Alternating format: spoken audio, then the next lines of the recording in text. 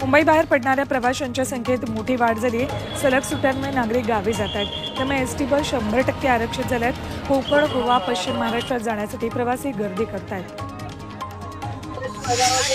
सलग सुट्ट्यांमुळे अलिबागचे समुद्रकिनारी पर्यटकांनी हाऊसफुल झालेत।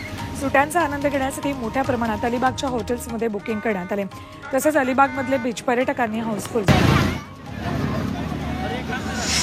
नाताळ आणि नववर्षानिमित्त अहमदनगरमध्ये बियर आणि वाईन शॉप मध्यरात्री 1 वाजेपर्यंत सुरू राहणार आहेत। राज्य उत्पादन शुल्क विभागानं हा आदेश दिलाय, त्यामुळे यंदा पहाटेपर्यंत पार्ट्या जोरदार रंगणार आहेत। सातारा शहरालगत असणाऱ्या कास पठारावर पर्यटकांनी मोठी गर्दी केली। काही हुल्लडबाज पर्यटकांनी यवतेश्वर घाट परिसरात दारू पिऊन धिंगाणा घातला। या हुल्लडबाज पर्यटकांवर पोलिसांनी कारवाई केली। यावेळी पोलिसांनी गाड्यांची तपासणी केली, त्यात मोठ्या प्रमाणात दारू आढळली।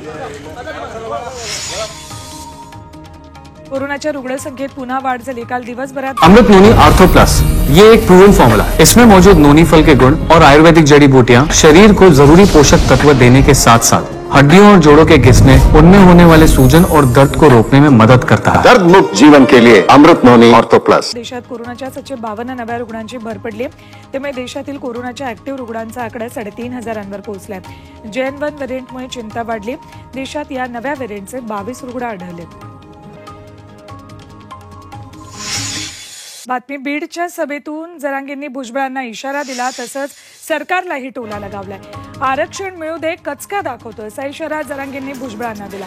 तर अशा कोल्हेकुईला दाद देत नाही, जरांगेंच्या जन्माआधीपासून लढत आलोय, असा पलटवार भुजबळांनी केला।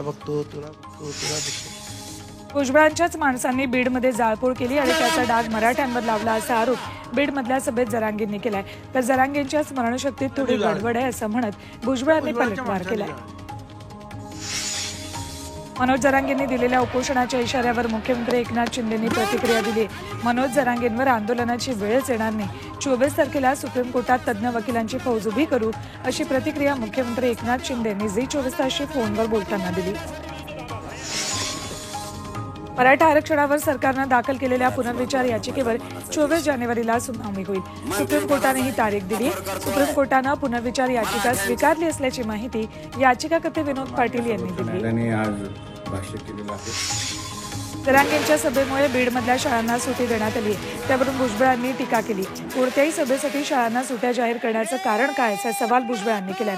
कोणत्याही सभा मेळाव्यांबद्दल कुणाला आक्षेप असण्याचं कारण नाही, मात्र त्यासाठी थेट शाळा बंद ठेवणं चुकीचं आहे, असं भुजबळ म्हणाले।